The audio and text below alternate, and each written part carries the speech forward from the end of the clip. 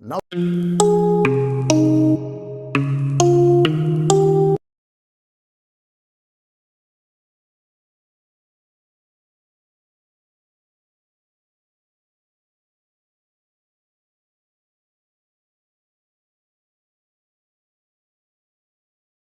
नमस्कार, मैं स्वागत करता हूं आपका अपने ही चैनल पर जिसका नाम है सार्थक बाज़ार से। आज एक बात करेंगे साधना नाइट्रोकेम के बारे में।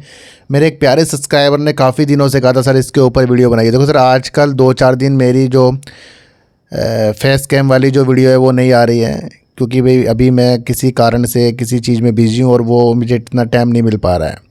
इसलिए मैंने सोचा कि 2-4 दिन आपको मैं ऐसी ही अपडेट देता रहूँ। तो एक तो कारण ये हो गया। दूसरा बात करेंगे एनसीएलटी से अडानी सीमेंटेशन और अंबुजा सीमेंट का विलय यानी कि मर्जर को मंजूरी मिल गई है। इससे अंबुजा सीमेंट का कारोबार बढ़ने की स्थितियां, मजबूतियां और बढ़िया ही अच्छा वर्क हो सकता है। अडानी इंटरप्राइजेस के समक्ष जो कंपनी अडानी सीमेंटेशन वर्क करती है, इसका जो विलय अंबुजा सीमेंट में हो रहा है, इसकी जो मंजूरी वाली न्यूज़ है, इस न्यूज़ को भी आज हम समझेंगे।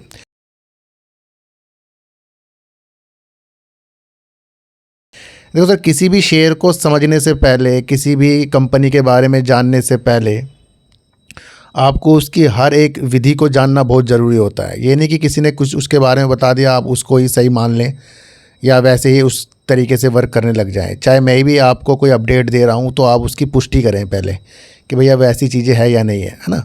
तो छोटे छोटे शेयरों के अंदर जब भी किसी कारणवश हम उस शेयर के अंदर लीन हो जाते हैं, भैया ये शेयर हमें चाहिए, तो यकीनन उसका एक तो कार्य समझिए, दूसरा उसके अंदर शेयर होल्डिंग पैटर्न भी आपको समझना पड़ेगा, तीसरा उसकी बैलेंस शीट और कितनी मजबूत की स्थितियाँ उसकी हैं। सारी स्थितियों को समझकर आपको वर्क करना चाहिए। तो पहली कंपनी अगर हम ले रहे हैं तो साधना नाइट्रोकेम के मुख्य उत्पाद और उपयोग क्या क्या हैं, क्या क्या कंपनी काम करती है।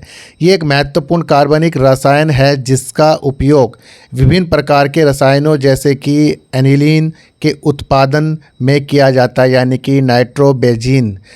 एनिलीन ये एक और महत्वपूर्ण कार्बनिक रसायन है जिसका उपयोग रबर, प्लास्टिक और फार्मास्यूटिकल जैसे उद्योगों में किया जाता है। देखिए, जो भी चीज़ें मैं आपको बता रहा हूँ इस केमिकल के ऊपर कंपनी वर्क करती है।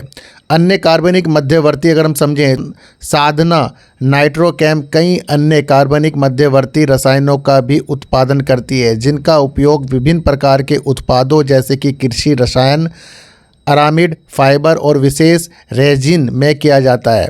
कंपनी प्रदर्शन रसायनों का भी उत्पादन करती है जिनका उपयोग optical brightening agent, plastic additives और रबर रसायनों जैसे अनुप्रयोगों में किया जाता है। यानी कंपनी का जो भी रसायन यानी केमिकल में कंपनी वर्क करती है वो कंपनी बेस्ट तरीके से वर्क कर रही है। कंपनी की विनिर्माण सुविधा उन्नत है और घरेलू और अंतर्राष्ट्रीय बाजारों में काम करती है। साधना नाइट्रोकेम को भारत सरकार द्वारा 2 स्टार गोल्डन एक्सपोर्ट हाउस के रूप में भी मान्यता प्राप्त है, यानी कंपनी का वर्क जो है सरकार के द्वारा भी मान्यता प्राप्त है। दूसरी तरीके से अगर मैं आपको एक न्यूज़ बताऊं, 1 मई 2023 की ये न्यूज़ है। 40 पैसे वाला ये सस्ता शेयर अब 100 रुपये के पार, 10,000 रुपये के बने 30 लाख रुपये। देखो सर, जब भी कंपनी के अंदर, किसी भी कंपनी के अंदर ऐसी चीज़ आपको देखने को मिलती है तो ये आपको एक लुत्फ दे रही है, मज़ा दे रही है ये, और कैलकुलेशन करने को चीज़ें बता रही है कि भाई 10,000 अगर हमने शेयरों में लगाए होते तो करीब करीब 30 लाख रुपए बन जाते हैं। तो भैया किसी आपके आस पड़ोस में देखने को मिला कि इस तरीके से किसी का शेयर में पैसे लगा के 10,000 के 30 लाख हुए हों? ये बड़ी रेयर चीज़ होती है, लेकिन जब इस तरीके से न्यूज़ निकल कर आती है, देखो 2023 की न्यूज़ है और 2 साल पुरानी न्यूज़ मैं इसलिए आपको बता रहा हूँ क्योंकि साधना नाइट्रोकेम के शेयर 10 साल में 29,000% से ज़्यादा चढ़ गए हैं। कंपनी के शेयर इस पीरियड में 40 पैसे से बढ़कर 120 रुपये के पार पहुंच गए हैं। कंपनी के शेयरों का 52 हफ्ते का हाई लेवल 174.45 रुपये है, यानी कि उस वक्त कंपनी का शेयर 174 रुपये था। दूसरा, अगर मैं आपको एक चीज़ और बताऊं तो इस वक्त कंपनी का शेयर कहाँ है? 7 रुपये 40 पैसे का शेयर है। तो कभी कभी आपको स्थितियाँ समझनी चाहिए। और मई के बाद 2023 से लगातार कंपनी का शेयर में गिरावट हो रही है। तो यहाँ पर अगर कोई शेयर इतने रुपए तक पहुँच जाए तो उसके बाद वो ऊपर क्यों नहीं गया? फिर वो शेयर 7 रुपये की तरफ क्यों आया है? तो यानी कि हर एक स्थिति को आपको भापना चाहिए, जिन्होंने कमाया होगा उन्होंने कमा लिया होगा। तो ऐसी ऐसी न्यूज़ जब आती है तो उससे आपको लुत्फ़ नहीं लेना है, उसकी बारीकियों को आपको समझना है। तो सर आज की वीडियो मैंने किसी प्यारे सब्सक्राइबर के कहने पे बनाई है, मैं आपको फिर बता दूं, है ना। तो ये मैं पहली बार इस शेयर के ऊपर वीडियो बना रहा हूँ, तो ये जो भी चीज़ें मुझे देखने को मिल रही है उस हिसाब से मैं आपको बता रहा हूँ। अगर हम मार्केट कैप देखें मात्र 244 करोड़ का है, करंट प्राइस देखें 7 रुपये 40 पैसे का चल रहा है, हाई अगर देखें 74 रुपये करीब का है, लो अगर देखें 5 रुपये 89 पैसे करीब का है। और अगर स्थिति को और समझें तो जून 2024 में कंपनी ने 36 करोड़ की सेल कर दी थी और 62 लाख का कंपनी ने प्रॉफिट कर दिया। कंपनी लगातार प्रॉफिट कर रही है, ये एक अच्छी बात है। दूसरा, कंपनी की सेल अभी कम है, ये आप समझ कर चलना। अभी Q1 आया नहीं है। मार्च 2025 में कंपनी ने 49 करोड़ की सेल कर दी थी और करीब करीब 4 करोड़ का कंपनी ने प्रॉफिट कर दिया। कंपनी प्रॉफिट कर रही है, ये आप समझ कर चलना। कंपनी के पास रिजर्व और उधार एक जैसा ही है, ये आप समझ कर चलना। दूसरा, कंपनी के अंदर प्रमोटर और पब्लिक ही इन्वॉल्व है, ये आप समझ कर चलना। एफआईज कंपनी के अंदर आते हैं फिर निकल जाते हैं। डीआईज भी ऐसे ही कर रहे हैं। जून 2024 में कंपनी के अंदर डीआईज 0.03% थे, फिर इसे घटकर मार्च 2025 में 0.01% हो गए। पब्लिक कंपनी के अंदर अगर हम देखें, कंपनी के अंदर पब्लिक बढ़ रही है, 35% करीब की कंपनी के अंदर पब्लिक है। तो ये एक ऐसी स्थितियां हैं जहां पर हमें समझकर चलना पड़ेगा कि साधना नाइट्रोकेम का जो शेयर है कहीं ना कहीं ऑपरेटर की स्थितियों के साथ आ रहा है। और लेकिन जिस तरीके से कंपनी का वर्क है तो ये भी आपको समझना पड़ेगा कि कंपनी का वर्क बहुत अच्छा है। 12 दिसंबर 2023 को कंपनी ने बताया था कि साधना नाइट्रोकेम 15 से 20 मेगावाट की हरित हाइड्रोजन सुविधा स्थापित करेगी। ये कंपनी ने 12 दिसंबर 2023 को बताया था। उसके बाद कोई कंपनी की इसके प्रति अपडेट नहीं है। तो कंपनी कहीं ना कहीं एक स्थापित करने के लिए चीज़ें बता रही थी जो हाइड्रोजन, हरित हाइड्रोजन के ऊपर है, जो हमारे देश का एक लक्ष्य भी है। तो ये भी कंपनी की अच्छी चीज़ है। फिर भी कंपनी एक इस वक्त जिस लेवल पर चल रही है उस हिसाब से कंपनी की स्थितियां तो बेहतर देखने को मिल रही है। लेकिन ये ज़रूरी नहीं कि कंपनी की स्थिति हम फिर से 100 की तरफ देखें। ये तो भाई कंपनी अपनी सेल और अपनी हर एक चीज़ को बढ़ाकर ही बनती है। मैं आपको इतनी सी एक बात बता दूँ।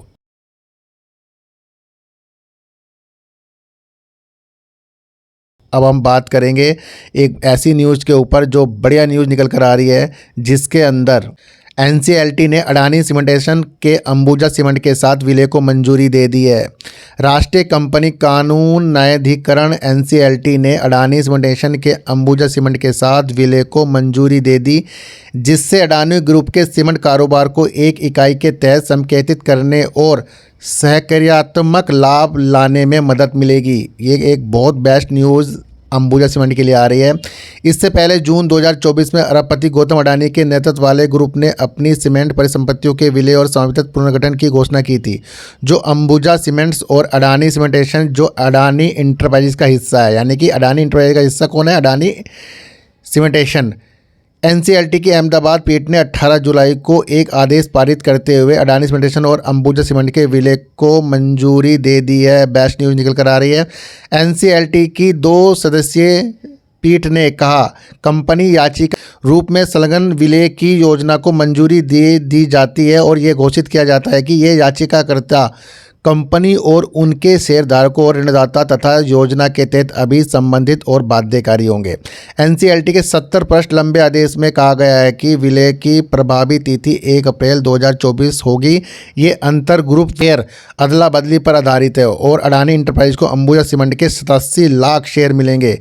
तो ये आप समझ कर चलना। एनसीएलटी के आदेश में कहा गया है कि हस्तांतरकर्ता कंपनी अडानी सीमेंटेशन के उपक्रम के सभी संपत्ति, अधिकार और शक्तियां तथा हस्तांतरणकर्ता कंपनी के अन्य सभी संपत्ति, अधिकार और शक्तियां बिना किसी अतिरिक्त कार्रवाई या विलय के हस्तांतरित कंपनी हस्तांतरित की जाएगी। यानी कि दोनों का विलय एक महत्वपूर्ण योजना के तहत हो रहा है।